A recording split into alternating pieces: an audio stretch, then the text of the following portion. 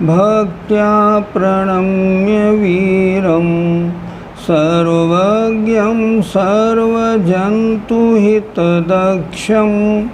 करणानुयोगदीपं कुर्वे स्वान्तस्तमो विघातार्थम्। पंच परमेष्ठी भगवान की जय। संत शिरोमणि आचार्य विद्यासागर जी महाराज की जय। रिवीजन देखें, सम्यक्त मार्गणा के 3 प्रश्न रह गए थे। प्रश्न 70 प्रश्न नंबर 251, मिश्र सम्यक्त किसे कहते हैं? सम्यक्त और मिथ्यात्व के जहाँ मिले जुले परिणाम होते हैं उसे कहते हैं मिश्र सम्यक्त। कल हमने बताया था मिश्र सम्यक्त वालों की मान्यता कैसी होती है। अरहंत भगवान तो सच्चे हैं ही, किन्हीं अन्य और देवी देवता को देखने गए और उसका थोड़ा प्रभाव देख लिया तो कहने लगे ये भी सच्चे से लगते हैं। एक एक शब्द ध्यान रखना, ये भी सच्चे से लगते हैं। अगर ऐसा भाव हो गया, चौथे से गिर के आ गए तीसरे में, तीसरा गुणस्थान हो गया। अंतर मुहूर्त का है तीसरा गुणस्थान। अब अंतर मुहूर्त में अगर विचार ये बना वो भी सच्चे हैं ये भी सच्चे हैं, तब तो विनय मिथ्यात्व हो गया, गुणस्थान पहला। और अगर संभल गए और बोला नहीं नहीं सच्चे तो वही हैं, ये देवी देवता सच्चे नहीं, तो फिर तीसरे से चौथे में आ गए। आगे आए, सासादन सम्यक्त किसे कहते हैं? प्रथमोपसम सम्यक्त के काल में जघन्य एक समय उत्कृष्ट 6 आवली बाकी रह जाए और अनंतानुबंधी 4 कषायों में से एक कषाय का उदय आ जाए तो जीव सम्यक्त से तो गिर गया, और जब तक मिथ्यात्व में नहीं पहुंचा उस बीच में उसका सासादन गुणस्थान होता है। ये सासादन वाले नियम से मिथ्यात्व में जाते हैं। प्रश्न 253 मिथ्यात्व किसे कहते हैं? जिस जीव को सच्चे देवशास्त्र गुरु का 7 तत्व 9 पदार्थ 6 द्रव्यों का श्रद्धान नहीं है वो मिथ्या दृष्टि है। ऐसा कैसे होता है? मिथ्यात्व नामक कर्म के उदय से ऐसी धारणा बनती है। पहला गुणस्थान इस तरह हुआ, सम्यक्त मार्गणा पूरी हो गई। अब अगली मार्गणा आते संगी मार्गणा। संगी मार्गणा के 2 भेद, संगी और असंगी। जिनके 9 इंद्रियावरण कर्म का क्षयोपशम होने से जिनके मन है जो शिक्षा उपदेश ग्रहण कर सकते हैं, हितरूप प्रवृत्ति जिनकी हो सकती है वे संगी हैं, और बाकी सब जिनके मन नहीं है वो असैनी हैं। अब देखें आगे सैनी असैनी के बारे में। 1 इंद्री से 4 इंद्री तक सारे जीव असैनी होते हैं। त्रिंच पंचेंद्री में कोई सैनी होते हैं कोई असैनी होते हैं। मनुष्य सारे सैनी होते हैं और देवता भी सारे सैनी होते हैं। असैनी का गुणस्थान मात्र पहला, सैनी का गुणस्थान 1 से 12 और 13, 14 और सिद्ध में जो जीव हैं वे सैनी और असैनी दोनों से रहित हैं। क्यों? क्योंकि वे मन से नहीं जानते। वो कैसे जानते हैं? वो सीधे अपनी आत्मा से जानते हैं, इसलिए ना सैनी है ना असैनी है। दूसरी बात, सैनीपना 9 इंद्रियावरण कर्म के क्षयोपशम से बनता है।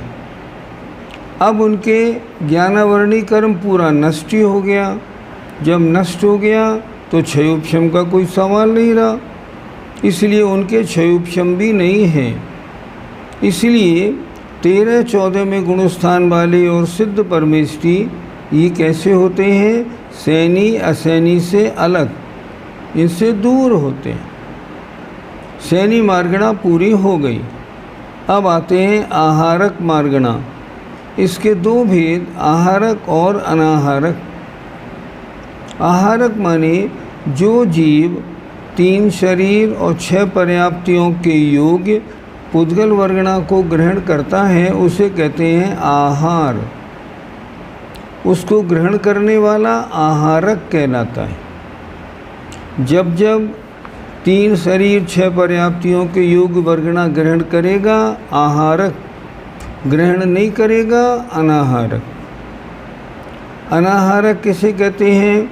जो 3 शरीर 6 पर्याप्तियों के योग्य आहार वर्गणाओं को ग्रहण नहीं करता उसे कहते हैं अनाहारक। किन किन गुणस्थानों में आहारक और अनाहारक अवस्था बनती है? अच्छी तरह देखें। विग्रह गति को प्राप्त होने वाले चारों गति संबंधी जीव, कोई भी जीव हो, किसी भी गति से मर के किसी भी गति में जा रहा हो, विग्रह गति में है उस समय अनाहारक है। क्यों? उस समय वो कोई वर्गणा ग्रहण नहीं करता। इस कारण प्रतर और लोकपूर्ण समुद्घात करने वाले सयोग केवली, क्योंकि सयोग केवली इन 2 गुणस्थानों में कार्वण काय योग वाले होते हैं। और कार्वण काय योग में तो बिल्कुल निश्चित रूप से अनाहारक अवस्था होती है। आगे अयोग केवली माने 14वें गुणस्थान वाले और सारे सिद्ध भगवान अनाहारक हैं, कोई वर्गणा ग्रहण नहीं करते।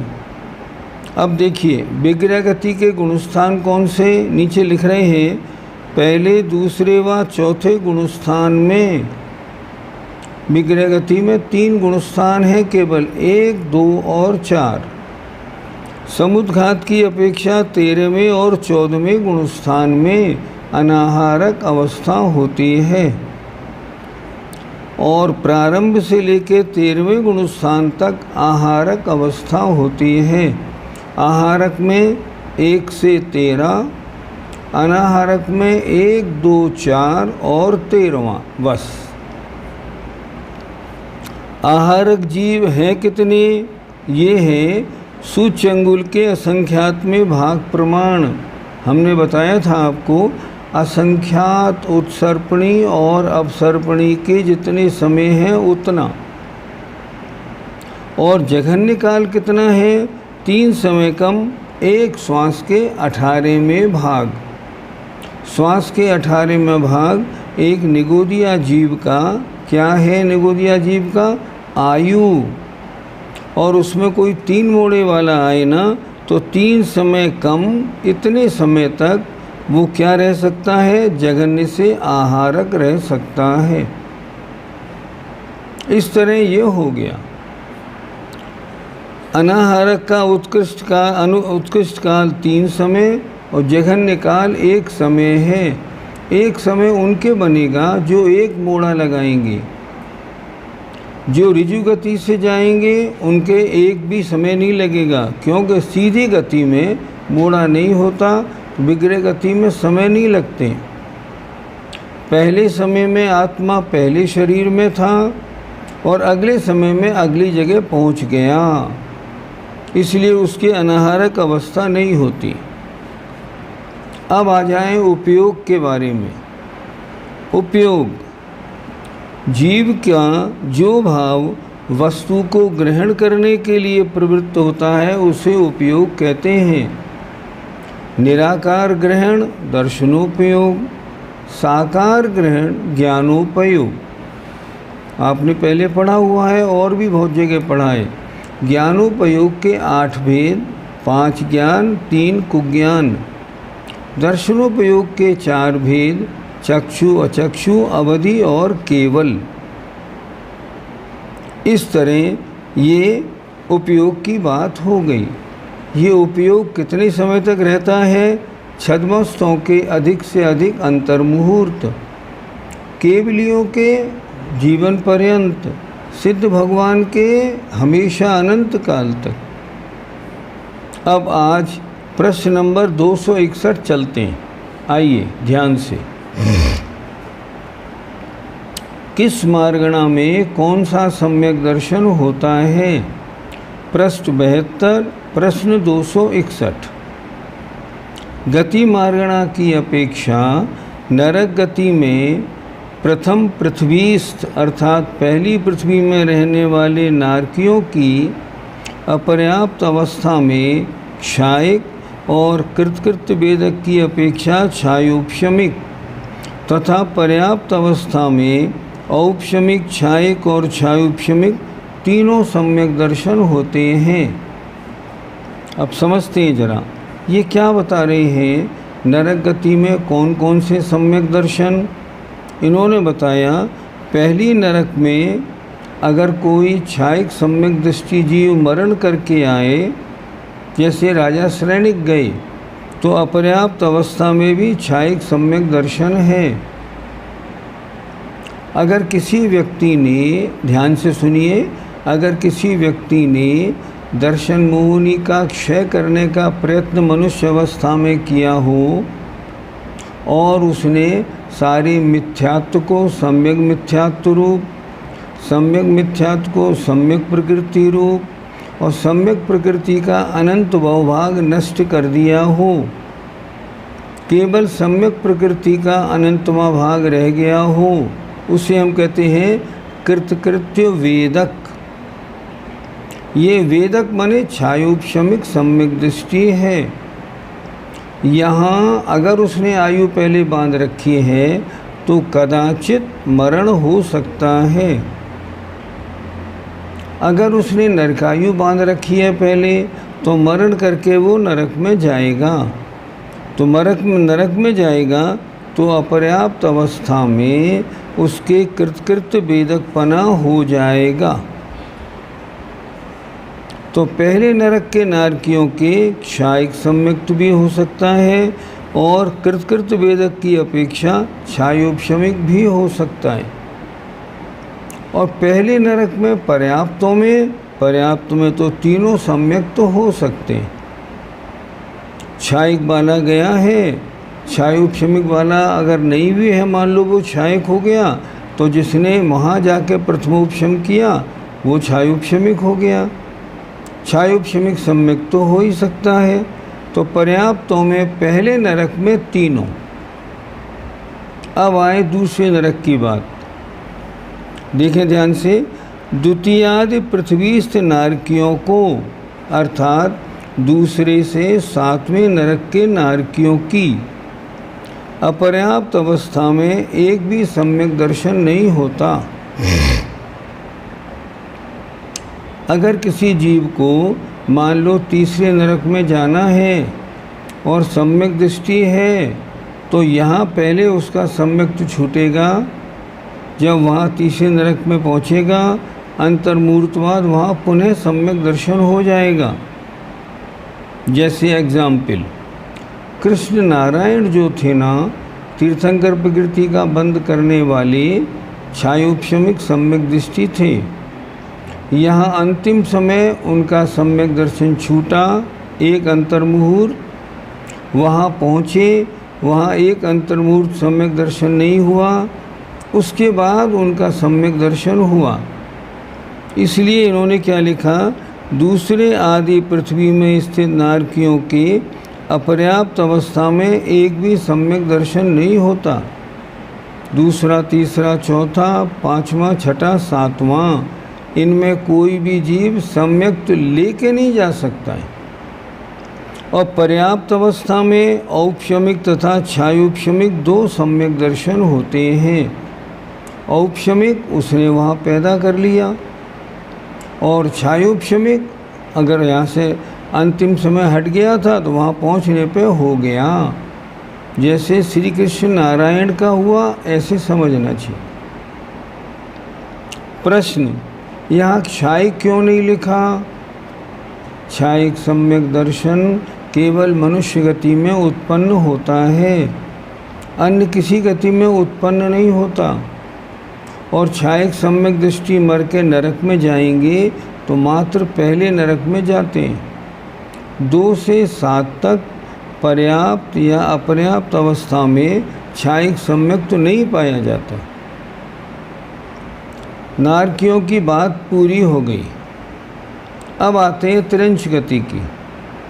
तिरंच गति में जो भोग भूमि तिरंच हैं उनके अपर्याप्त अवस्था में क्षायक और कृतकृत भेदक की अपेक्षा छायोपशमिक ये 2 सम्यक दर्शन होते हैं। तिरंच कर्म भूमियाँ भी होते हैं और भोग भूमियाँ भी। जो छायक सम्यक दृष्टि है, अगर उसने पहले तिरंच आयु का बंद कर रखा है तो वो कर्म भूमि में नहीं जाएगा, सीधा भोग भूमि जाता है, ऐसा नियम है।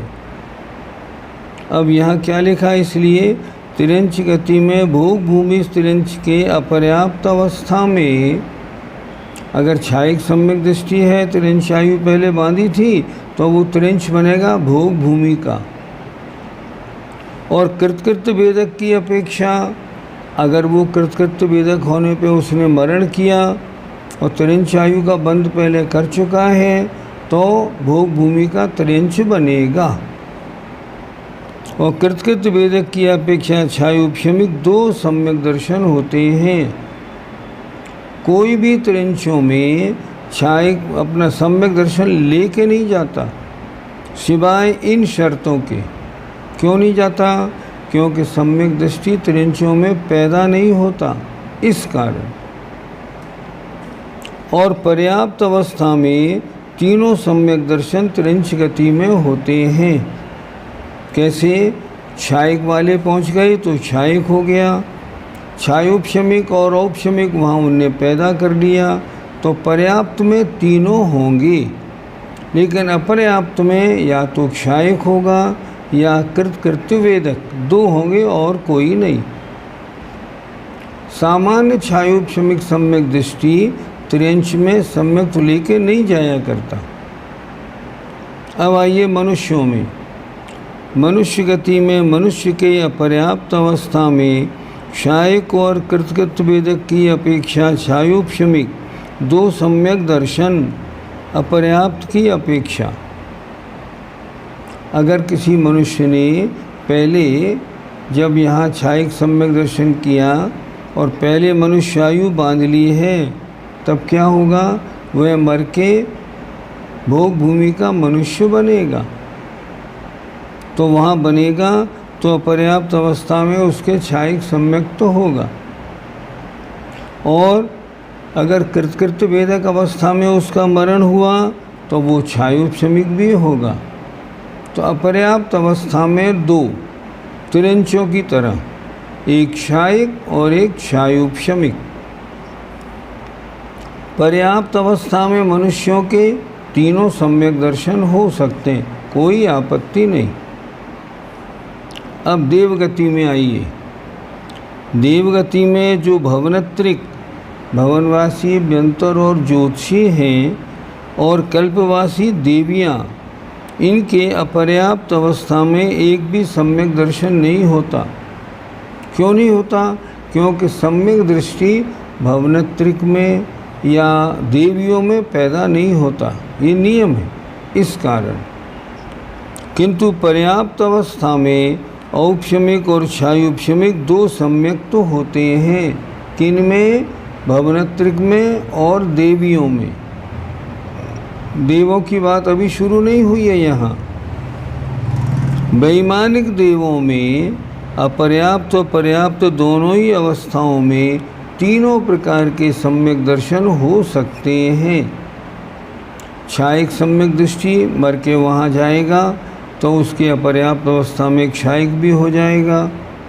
कृतकृत्य भेदक जाएगा तो छायोपशमिक भी हो जाएगा और वहाँ औपशमिक छायोपशमिक तो उत्पन्न भी कर लेगा, इसलिए तीनों हो जाएंगे।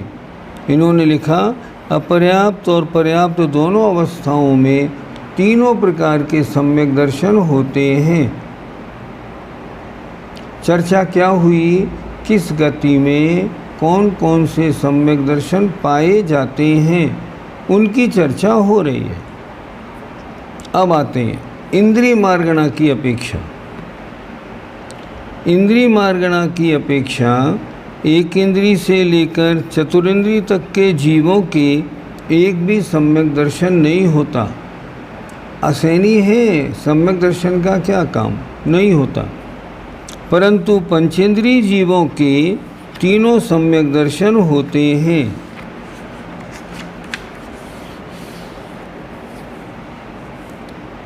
इंद्रिय मार्गणा हो गई। काय मार्गणा में 5 स्थावर जीवों के, एक इंद्रिय जीवों के एक भी सम्यक दर्शन नहीं होता। और त्रस जीवों के तीनों सम्यक तो होते हैं, पर्याप्त में भी अपर्याप्त में भी कोई आपत्ति नहीं। पंचेंद्रिय सैनी हो तो योग मार्गणा की अपेक्षा, योग मार्गणा की अपेक्षा सयोग जीवों के तीनों सम्यक तो होते हैं। गुणस्थान सयोग जीवों का 1 से 13, 1 से 13 तक जीवों के तीनों सम्यक तो होते हैं। लेकिन एक बात देखनी है बड़ी अच्छी तरह से, सयोग जीवों की अपेक्षा बताया, लेकिन पहले, दूसरे और तीसरे गुणस्थान में नहीं। ठीक है ना, उसको ध्यान रखना है। और योग रहित जीवों के अर्थात 14वें गुणस्थान में केवल एक क्षायिक सम्यक दर्शन होता है, केवल। वेद मार्गणा की अपेक्षा देखें तो जो वेद सहित जीव हैं, वेद सहित जीव कौन होते हैं?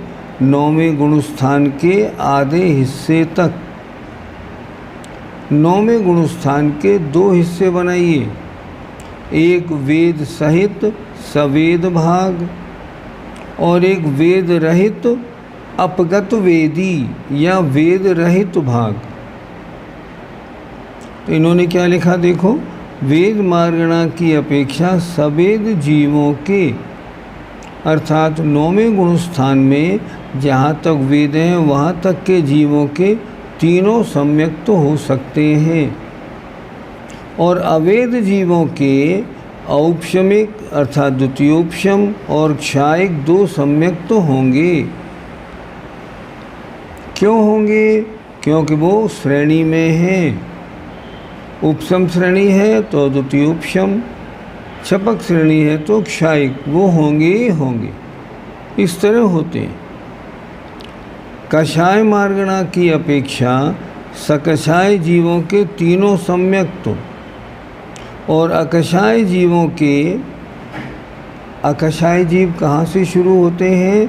11 से 10वें तक कषाय सहित, तो 10वें गुणस्थान तक जीवों के तीनों सम्यक तो हैं। और कषाय रहित जीवों के द्वितीयोपशम और क्षायिक 2 सम्यक तो होते हैं। अगर उपशम श्रेणी में है तो दोनों हो सकते हैं, छपक श्रेणी में है तो मात्र क्षायिक सम्यक तो होता है। आगे बढ़ें। ज्ञान मार्गणा की अपेक्षा मतशुद्ध अवधि मनपर्यय ज्ञानियों के तीनों सम्यक्त तथा केवल ज्ञानियों के एक क्षायिक सम्यक्त ही होता है। बिल्कुल ठीक बात है। संयम मार्गणा की अपेक्षा सामायिक छेदोपस्थापना और परिहार विशुद्धि, इन 3 संयमों के धारक जीवों के तीनों अर्थात परिहार विशुद्धि वाले के उपशम प्रथमोपशम को छोड़कर तीनों सम्यक तो होते हैं। सूक्ष्म सांपराय और औपशमिक यथाख्यात बालों के द्वितीयोपशम सम्यक तो होता है और क्षायिक सम्यक्त होता है, तथा क्षायिक यथाख्यात बालों के एक क्षायिक सम्यक तो होता है।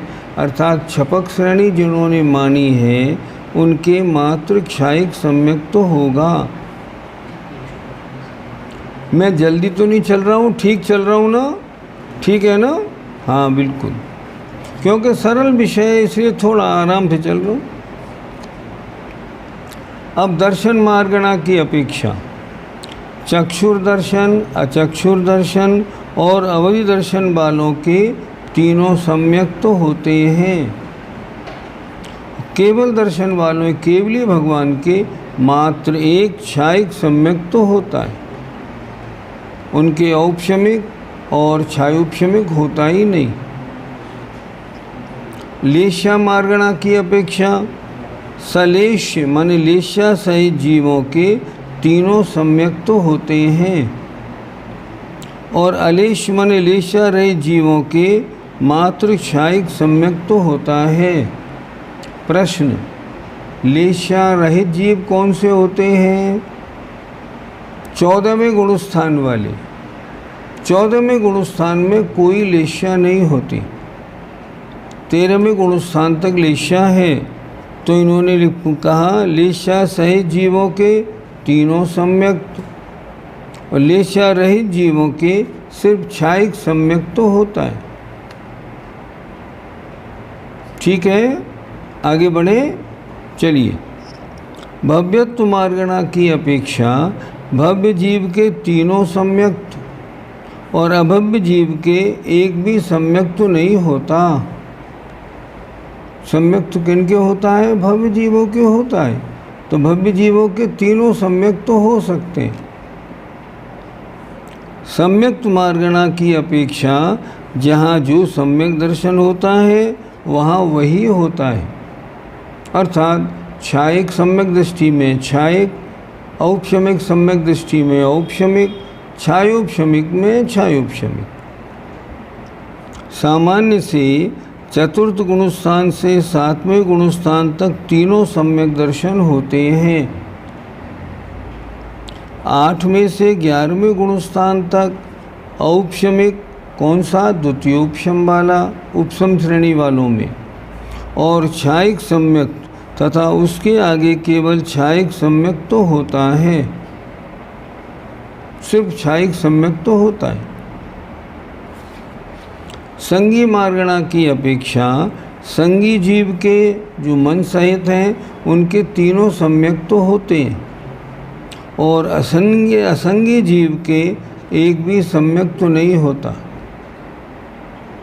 असैनी के सम्यक तो कैसे होगा? मन ही नहीं है तो होने का सवाल ही नहीं उठता।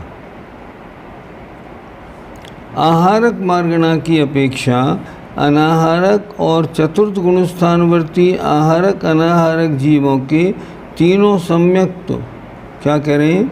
आहारक और चौथे गुणस्थानवर्ती आहारक अनाहारक दोनों जीवों के तीनों सम्यक तो होते हैं। चौथे गुणस्थान में अनाहारक वालों के कैसे हो जाएगा? कोई सम्यक दृष्टि जीव है, मान लो देवों से मरण करके मनुष्य में आया, तो जब तक वो अपर्याप्त अवस्था में है, विग्रह गति में है, तब तक अनाहारक है। सम्यक तो तीनों हो सकते क्योंकि देवों में तीनों सम्यक तो पाए जाते हैं। इसलिए यहाँ लिखा आहारक मार्गणा की अपेक्षा आहारक और चतुर्थ गुणस्थानवर्ती आहारक अनाहारक जीवों के तीनों सम्यक तो होते हैं। चौथे गुणस्थानवर्ती अनाहारक कहाँ बनेगा? विग्रह गति में जन्म ले लेगा तब तो आहारक बन जाएगा। और 13वें 14वें गुणस्थानवर्ती अनाहारक जीवों के केवल छायिक सम्यक तो होता है, मतलब 14वें गुणस्थानवर्ती जीव अनाहारक हैं और उनके केवल एक छायिक सम्यक तो होगा, दूसरा सम्यक होने का प्रश्न ही नहीं उठता। इस तरह यहाँ ये बताया गया किस मार्गणा में कौन से सम्यक तो होते हैं। ये पूरी हो गई मार्गणा। अब केवल एक पेज बचा है अपना, जो हम कल पूरा कर लेंगे। कल हमारा कोर्स क्या होगा? कल ये पेज पूरा हो जाएगा 24 तारीख को। 25 तारीख को आचार्य विद्यासागर जी महाराज के संबंध में एक गोष्ठी करेंगे, आप सब लोग सुनिएगा उसको। और 26 और 27 तारीख में, 26 तारीख को केवल प्रश्नोत्तर होंगे।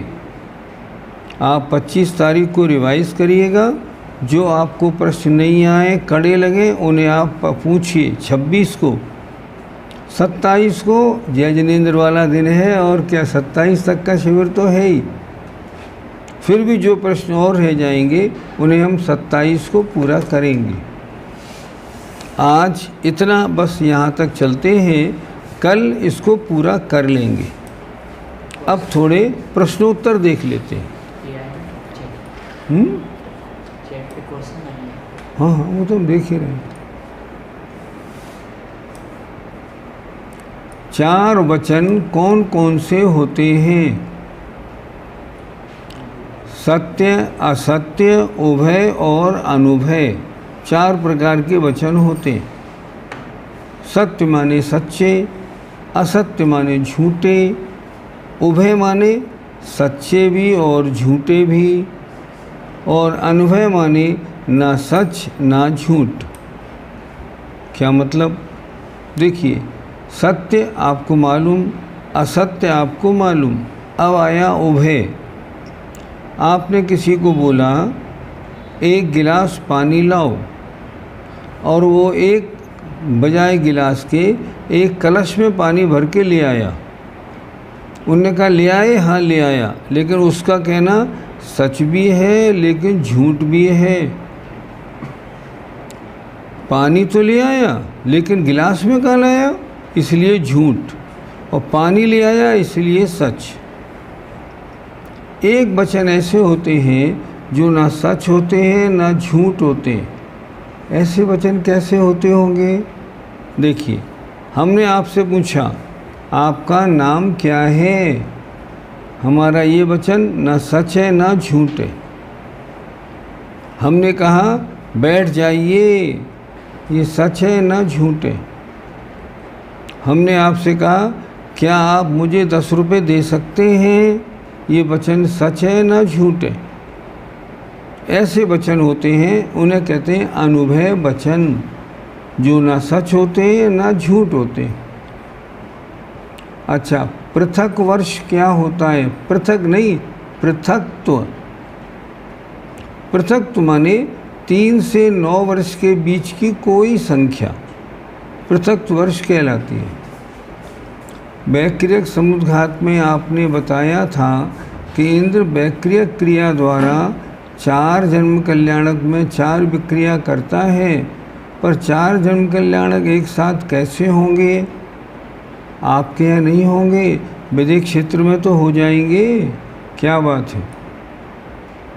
आपने सुना होगा अजितनाथ भगवान के समय में पूरे 170 तीर्थंकर थे। ऐसे नहीं कि 4 का एक साथ जन्म कल्याणक नहीं होता, 4 का जन्म कल्याणक एक साथ हो भी सकता है, कोई आपत्ति नहीं। अच्छा, दूसरी तरह समझ लो, मान लो 170 तीर्थंकर थे और उनका लगा समवशरण, तो सौधर्मेंद्र को हर समवशरण में उपस्थित रहना पड़ता है, तो उसकी विक्रिया वहाँ उपस्थित रहेगी कि नहीं? तो कितनी विक्रिया बनाएगा? 170, सब में उसकी हाजिरी रहेगी, तो बना सकता है वो। 700 करोड़ अविरत सम्यक दृष्टि हमेशा 2.5 दीप में बने रहते हैं, या कभी कम भी हो जाते हैं। कल हमने आपको अच्छी तरह बताया था, जो संख्याएं हमने आपको बताई ना, जैसे बताया 13 करोड़ पंचम गुण स्थान वाले, 52 करोड़ दूसरे गुण स्थान वाले, 104 करोड़ तीसरे गुण स्थान वाले, 700 करोड़ चौथे गुण स्थान वाले, ये मनुष्यों की उत्कृष्ट संख्या है। इन गुण स्थानों में अधिक से अधिक मनुष्य पाए जाएंगे, तो इतने पाए जाएंगे, इससे एक भी ज़्यादा नहीं। 700 करोड़ से एक ज़्यादा नहीं होंगे, कम हो सकते। तो ये संख्या जो बताई गई है, ये इन गुण स्थानों में जीवों की उत्कृष्ट संख्या है। इतने जीव हमेशा नहीं होते, लेकिन कभी हो सकते। आगे गुण स्थान में जो जीवों की संख्या बताई है, क्या ये हमेशा फिक्स रहती है? इसको भी उसी तरह समझिए। जो गुणस्थानों की संख्या है ये मैक्सिमम पॉसिबल है। इतने कभी रहते हैं, हाँ कभी हो सकते हैं, पर हमेशा नहीं होते। लेकिन इससे एक भी ज़्यादा नहीं हो सकता, ये ध्यान रखना है। क्या पांचों विदेह क्षेत्र में एक ही नाम के तीर्थंकर होते हैं, जैसे सीमंदर आदि? अच्छी तरह सुने। कहाँ कहाँ विदेह क्षेत्र कितने हैं? 5। जम्बू द्वीप का एक विदेह, धातकी खंड का एक पूर्व विदेह, एक पश्चिम विदेह, पुष्करार्ध का एक पूर्व विदेह, एक पश्चिम विदेह, 5 विदेह हैं। इन पांचों विदेहों में अच्छी तरह सुने, कम से कम भी तीर्थंकर मिलेंगे तो आपको हर विदेह क्षेत्र में 4 तो मिलेंगे ही मिलेंगे, 4 से कम नहीं रह सकते। तो पांचों विदेहों में संख्या कितनी हो गई? 20। इसलिए हम कहते हैं विद्यमान 20 तीर्थंकर भगवान। ढाई द्वीप में, जम्बू द्वीप में 4, धातकी खंड में 4 और 4 8, पुष्करार्ध में 4 और 4 8, 20 तीर्थंकर तो हमेशा रहते हैं। और अच्छी तरह सुने, ये जो नाम है ना, सीमंदर युगमंदर, ये 20 नाम वाले तीर्थंकर हमेशा पाए जाते हैं।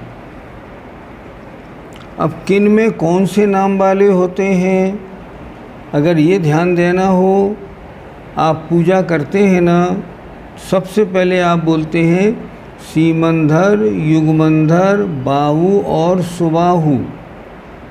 ये 4 तो जम्बू द्वीप के विदेह में होते ही होते। अब आए धातकी खंड में। अब इसके आगे पूजा बोलेंगे आप, जात संजातम केवल ज्ञानम, स्वयं प्रभु प्रभु स्वयं प्रधानम, ऋषभानन ऋषभानन दोषम, अनंत वीरज वीरज कोशम। ये 4 तीर्थंकर पूर्व धातकी खंड में हमेशा पाए जाते हैं। एक को मोक्ष होता है ना, तो दूसरा मोक्ष जाने से पहले तुरंत उसी नाम का भगवान तीर्थंकर रेडी हो जाते हैं। एक समय भी ऐसा नहीं मिलेगा जब 20 से कम तीर्थंकर पाए जाएं। अब उस पूजा में उसके बाद के 4 तीर्थंकर, ये पश्चिम धातकी खंड में, उसके बाद के 4 तीर्थंकर पुष्करार्ध पूर्व में, उसके बाद के 4 नाम तीर्थंकरों के पश्चिम पुष्करार्ध में होते हैं। इस तरह ये 20 तीर्थंकरों के नाम हमेशा पाए जाते हैं। अब बात आई अधिक से अधिक तो 160 हो सकते हैं विदेह क्षेत्र में। हाँ, तो ये 20 नाम तो ये ज़रूर पाए जाएंगे, और बाकी 140 नाम कोई से भी हो सकते हैं। इस तरह कुल 160 तीर्थंकर होते हैं। सुनते हैं अजितनाथ भगवान के समय सारी सीटें फुल थी। 170 तीर्थंकर 160 विदेह में, 5 भरत में, 5 ऐरावत में, कुल 170 तीर्थंकर मौजूद थे। स्त्रियां सबब शरण में जाती हैं, उनको भी तीर्थंकर का पादमूल मिला, तो क्या उनको छायिक सम्यक दर्शन नहीं होगा? बड़ा अच्छा प्रश्न पूछा। एक बात ध्यान से सुने, पुरुषों के 6 सहनन होते हैं, बज विषभ नाराज, बज नाराज, नाराज, अर्ध नाराज, कीलक और असंप्राप्ता सिरपाटिका। लेकिन महिलाओं के सिर्फ 3 सहनन होते हैं, नीचे वाले घटिया, अर्धनाराज, कीलक और असंप्राप्ता सिरपाटिका। नियम क्या है? छायिक सम्यक दर्शन उसी जीव को होगा जिसके पहला बज विषभ नाराज सहनन होगा। और ये पहला सेनन महिलाओं के होता नहीं, इसलिए महिलाओं के छायिक सम्यक दर्शन कभी हो ही नहीं सकता। ये तो पुरुषों के ही हो सकता है। आगे, हमारे 23 पुद्गल वर्गणाओं में से 5 काम की, बाकी के जो नाम दिए हैं उसकी कहीं परिभाषा दी गई है, जैसे शून्य, शून्य, वर, ध्रुव, खैर जो भी हो, जो और वर्गणाएँ उनके बारे में इनकी परिभाषाएँ शास्त्रों में दी हैं, लेकिन शॉर्ट में दी हुई हैं। ये वर्गणाएँ कहाँ पे हैं? पूरे लोक में भरी हुई हैं, लेकिन आपके काम में नहीं आती। एग्जाम्पल, मान लो आप किसी पसारी की दुकान पे सामान खरीदने गए। आपने अपने मतलब का नमक, खटाई, हल्दी तो खरीद ली, पर उसकी दुकान में तो सैकड़ों आइटम भरे हुए हैं। भरे रहे तो उनसे हमको क्या लेना देना। उसी तरह 23 प्रकार की वर्गणाओं में हमारे काम में तो 5 आती हैं, बाकी 18 हमारे काम में नहीं आती। आगे, चौथे गुणस्थान में जो द्वितीयोपशम सम्यक्त करके पहले कौन से गुणस्थान में जाता है, फिर क्या वह 6-7 में आता जाता रहता है, फिर श्रेणी चढ़ता है? नहीं, चौथे से देखिए, द्वितीयोपशम सम्यक दर्शन जब होगा उसका काल अंतर मुहूर्त का है। ऐसे मुनि महाराज चौथे गुणस्थान में आएंगे, चौथे गुणस्थान से 7वें में आए और छठा सातवां झूले सीधे ऊपर चढ़ गए, उपशम श्रेणी में चढ़ जाएंगे। क्यों? क्योंकि उन्हें अंतर मुहूर्त में ऊपर नीचे होने के बाद, उपशम श्रेणी चढ़ने के बाद वापस भी लौटना है, और टाइम कितना है उनके पास? अंतर मुहूर्त, इसलिए ऐसा होता है। प्रश्न 249 समझा दीजिए।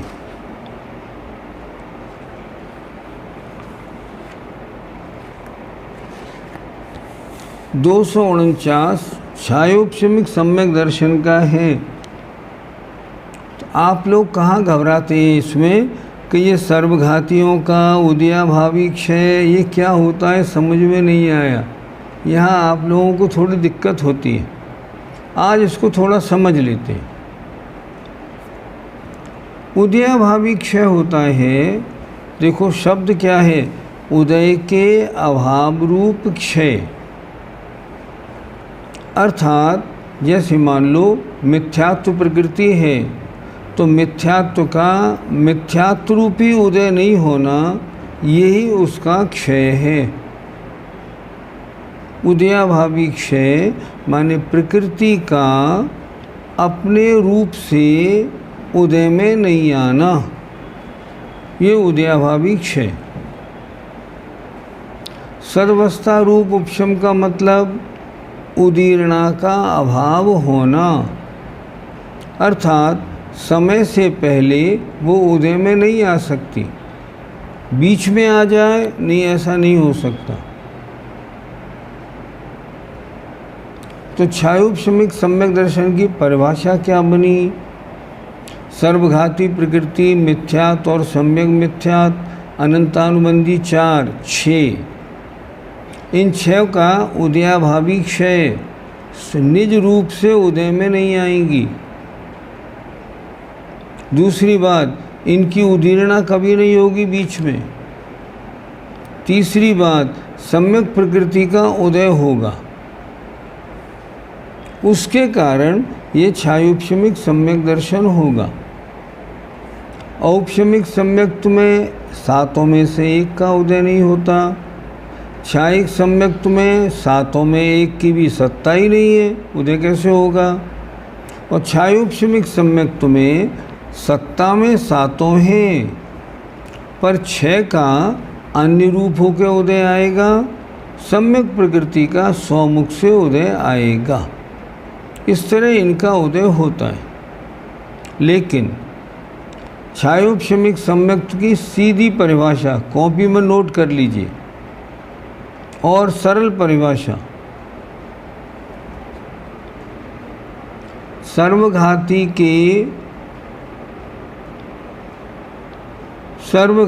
के अनुदय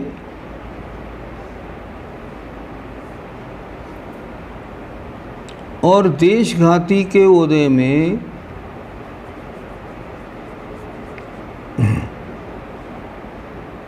सर्वघाती के अनुदय और देशघाती स्पर्धक के उदय में जो सम्यक्त का अंश प्रकट होता है वह छायोपशमिक सम्यक्त है।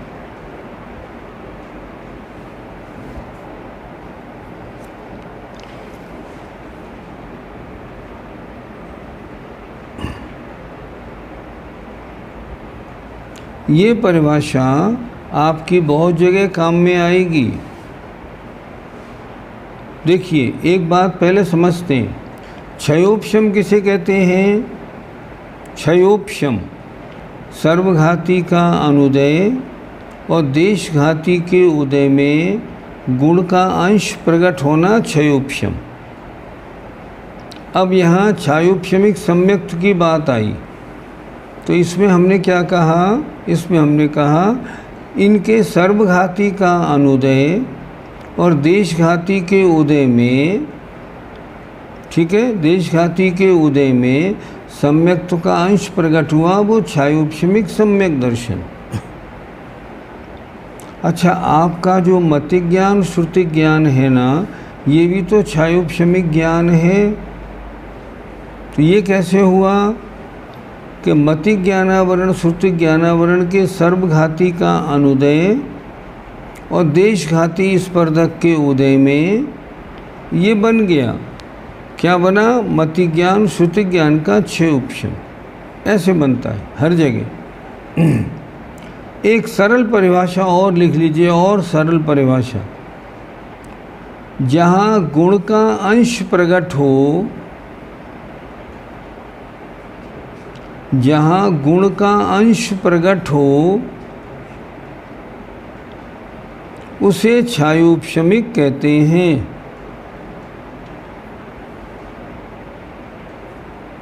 बड़ी सीधी सी परिभाषा।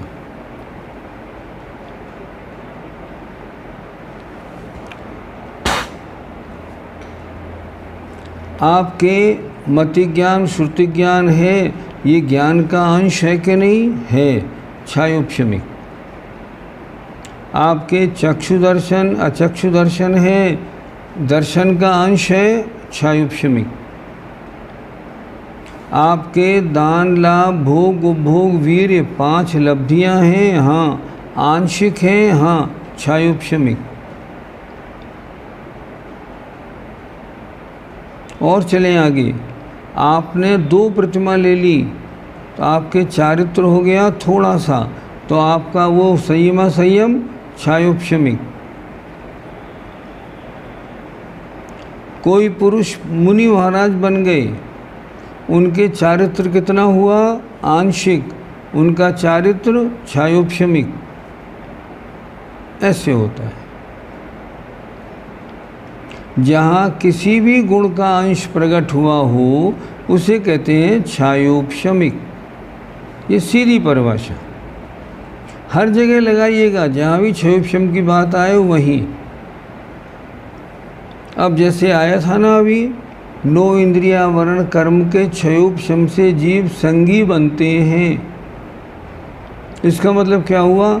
9 इंद्रियावरण कर्म के सर्वघाती का अनुदय, देशघाती के उदय में जो अंश प्रकट हुआ वो छयोपशम। ऐसे हर जगह लगाना। विदेह क्षेत्र में तो कुदेवाद नहीं होते, वहाँ मिथ्यात्व तो नहीं होता क्या?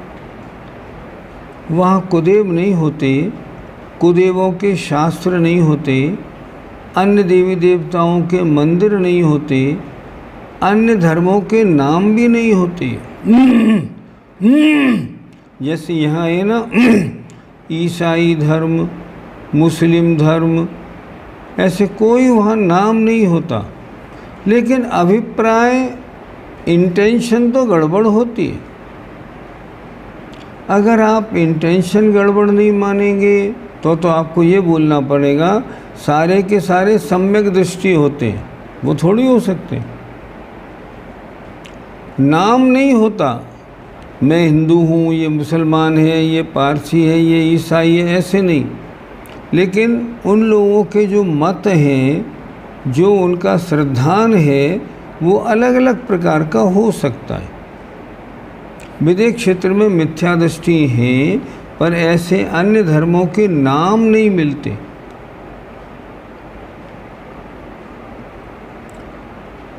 यहाँ की आयु पूर्ण हो जाए, फिर दूसरी गति की आयु कहाँ से शुरू होगी? विग्रह गति से या जन्म के बाद? देखिए, किसी मनुष्य को देव बनना है, उसकी आत्मा मनुष्य के शरीर में कब तक है? जब तक मनुष्य आयु है, ठीक है ना? मनुष्य आयु का एक समय भी बाकी होगा तो वो आत्मा मनुष्य के शरीर से निकलेगी नहीं। और जब मनुष्य के शरीर से निकली, निकलते ही दूसरी आयु प्रारंभ हो जाएगी। आचार्यों ने लिखा, दो आयु कैसे प्रारंभ होती हैं? ऐसे, बिल्कुल ऐसे, नो गैप। ये ख़त्म हुई, मनुष्य का शरीर छोड़ा, ये देव का शरीर, देव वाली शुरू हो गई, बस ऐसे होती है। विग्रह गति में आप जिस गति में जा रहे हैं वो विग्रह गति में मानी जाएगी, क्योंकि पहले समय से शुरू हो गई। ध्यान से देखना, जीव की आयु काउंट कहाँ से होगी? विग्रह गति के पहले समय से। लेकिन जन्म कहाँ माना जाएगा? जन्म स्थान पे पहुँचने के पहले समय से।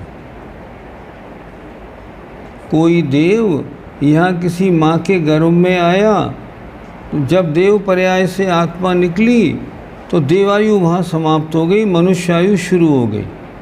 लेकिन अभी जन्म नहीं हुआ, जब माँ के पेट में आया, बस आते ही जन्म हो गया। जन्म बाद में होता है, आयु प्रारंभ पहले होती है। अनाद मिथ्या दृष्टि की, मिथ्यात्व प्रकृति की तीन मिथ्या, सम्यक कैसे हो जाती हैं? ठीक, अनाद मिथ्या दृष्टि जीव ने सम्यक दर्शन प्राप्त किया। कौन सा प्राप्त करेगा पहले? प्रथमोपशम।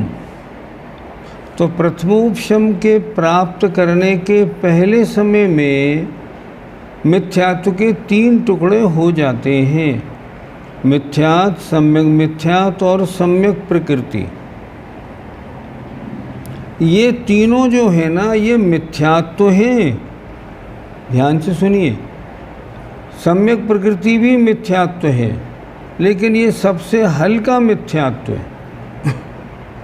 सम्यक मिथ्यात्व उससे तगड़ा मिथ्यात्व है। मिथ्यात्व तो सबसे तगड़ा है ही। ये तीनों हैं, बिल्कुल ये तीनों मिथ्यात्व ही हैं, पर मिथ्यात्व की तीन दशाएं हैं ये ऐसे।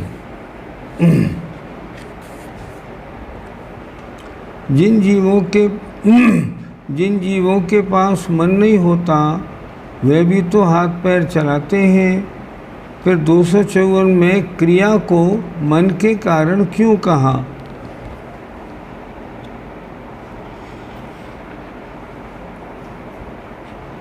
जिन जीवों के मन होता है, आप खुद सोचिए, आपके मन में, आप मन वाले सैनी हैं, तो कोई भी काम करना होगा, पहले तो आपके मन में आएगा।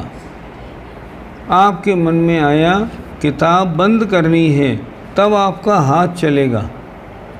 आपके मन में आया अब टीवी बंद करना है, तब आपका हाथ चलेगा, नहीं तो नहीं चलेगा। सैनी जीवों की सारी क्रियाएं पहले मन से शुरू होकर होती हैं।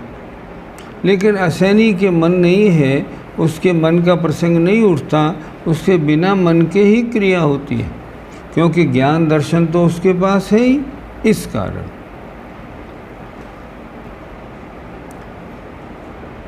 असैनी के किस प्रकार का ज्ञान होता है? 1 से 4 इंद्री तक, और पंचेंद्रिय असैनी के ज्ञान तो है, पर ज्ञान में समझ नहीं है।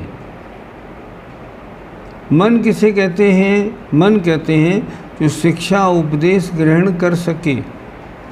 कोई असैनी जीव हो, उसे आप खूब समझाइए, नहीं समझ पाएगा। क्यों? मन ही नहीं है, समझ कैसे लेगा? इसलिए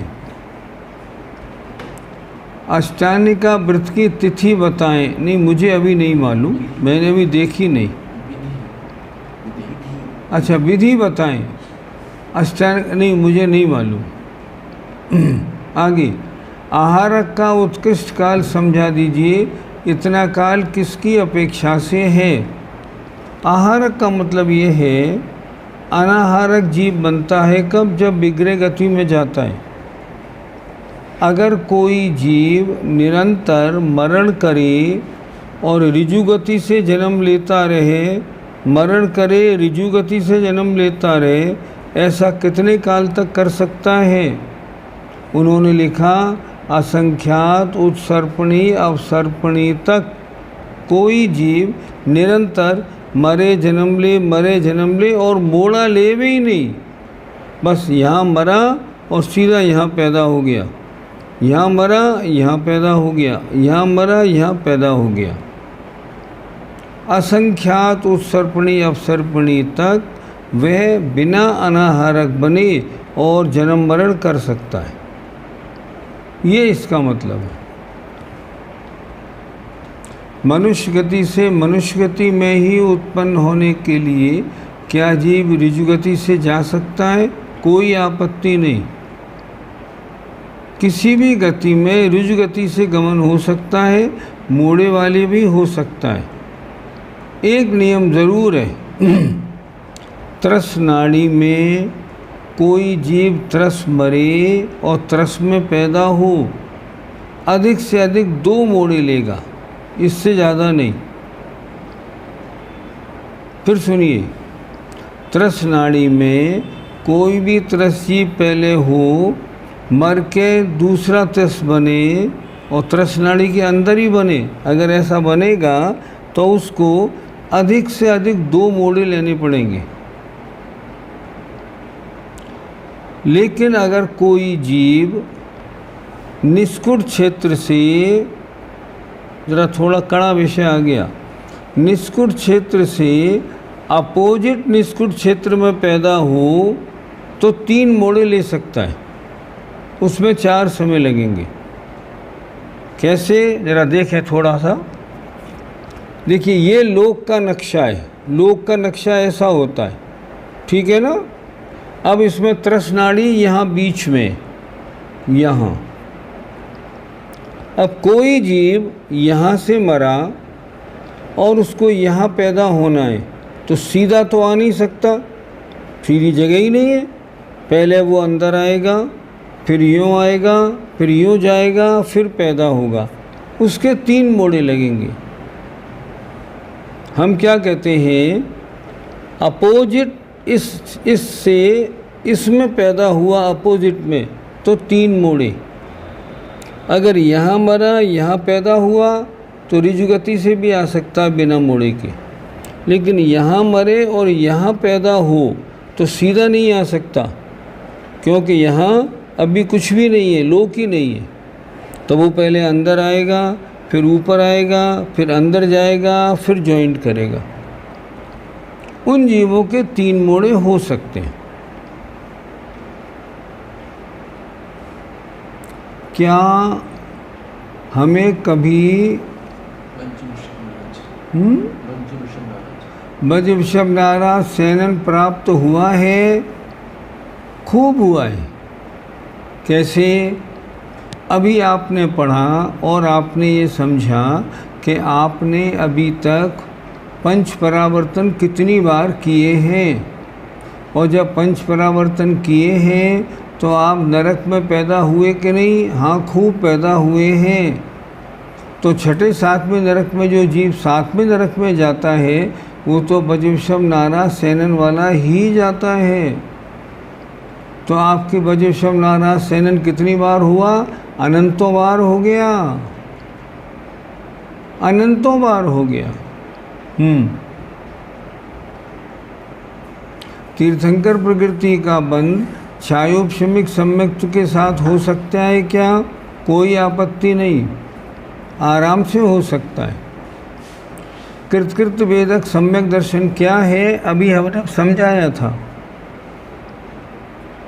कोई जीव छायिक सम्यक दृष्टि कैसे बनता है?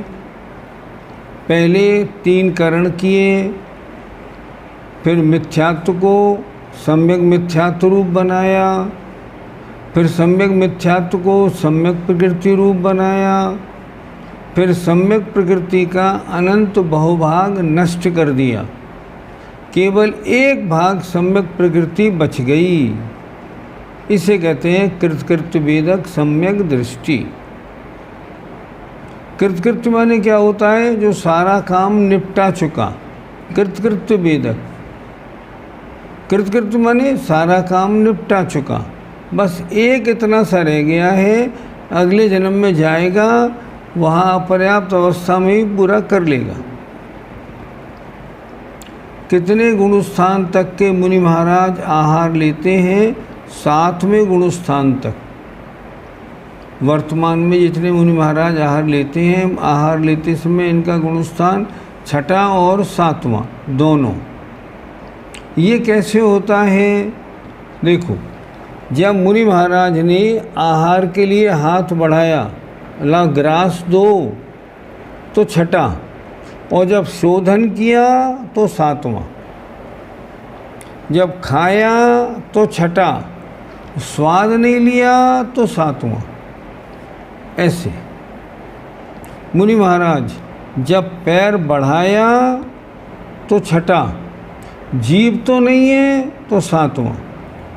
ऐसे होता है इनका, हर क्रिया में इनका 6वां 7वां गुणस्थान चलता है।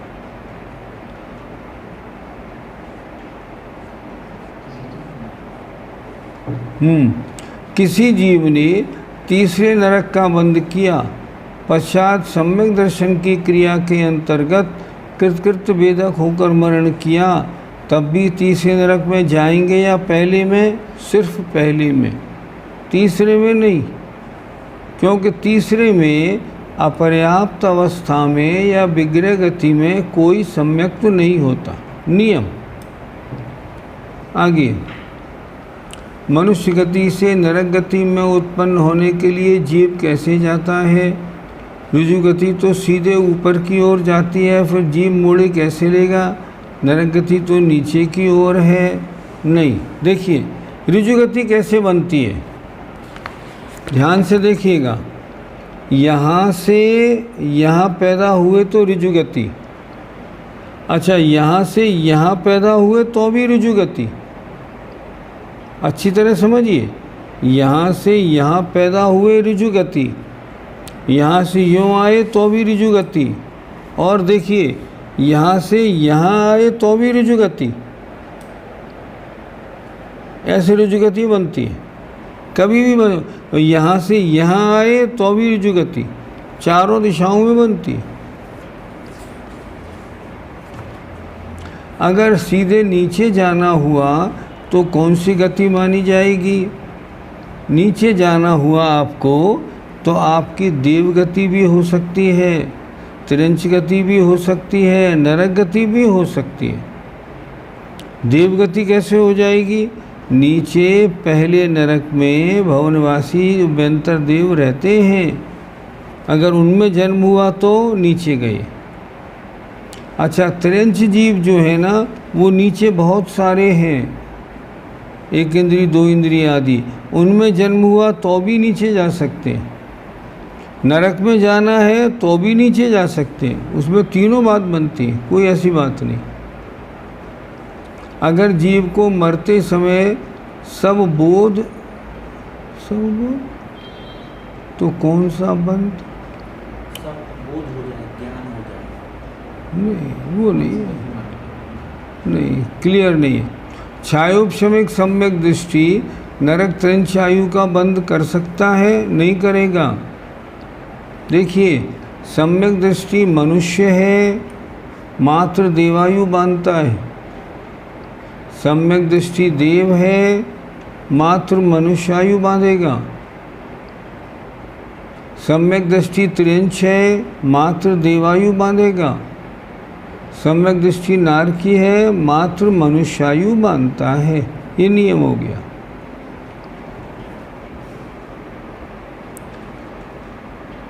छायोपशमिक और क्षयोपशम में क्या अंतर है? देखो, एक भारत और एक भारतीय, इनमें अंतर हुआ। चीन और चीनी। इसी तरह एक हुआ क्षयोपशमिक और एक हुआ क्षयोपशम। क्षयोपशम माने क्षयोपशम होना, और उससे जो वस्तु बनी वो छायोपशमिक। ऐसे भोग भूमि में तीर्थंकर या शुद्ध केवली का पादबूंद मिलता है क्या? नहीं, कोई प्रश्न नहीं। भोग भूमि में कोई मंदिर नहीं, पूजा पाठ स्वाध्याय कुछ नहीं। ऊपर चला गया ना वो एक विषय, थोड़ा सा और नीचे करो, ये नीचे करो, नहीं फिर हाँ, नहीं अभी नहीं बना क्या? नहीं तो वहाँ छायिक सम्यक्त कैसे होता है? ये रह गया ना। छायिक सम्यक्त कैसे होगा?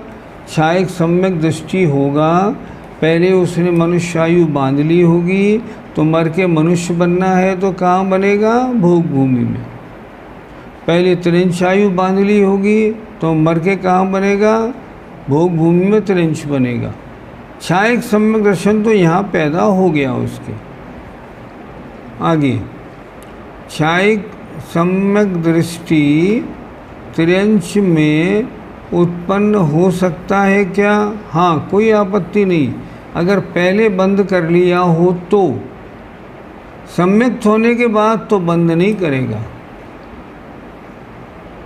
किसी जीव के तीसरे नरक का बंध हुआ पर मरण कृतकृत्य वेदक पाने से हुआ, तो भी पहले नरक में जाएंगे क्या? नहीं नहीं, तीसरे नरक का बंध है तो तीसरे नरक में ही जाएगा।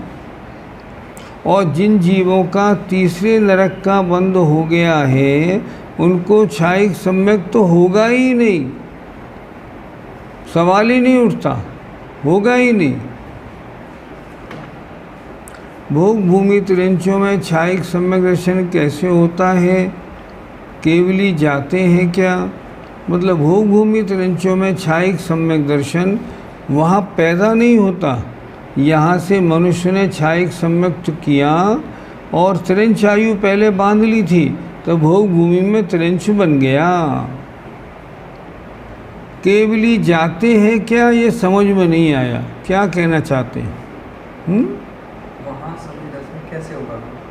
अगर छायक होना है तो वहाँ होता ही नहीं, तो सवाल। हाँ ठीक, भोग भूमि में छायिक सम्यक दर्शन नहीं होता, इसलिए वहाँ केवली के पादमूल का प्रश्न ही नहीं। आगे, जब नारायण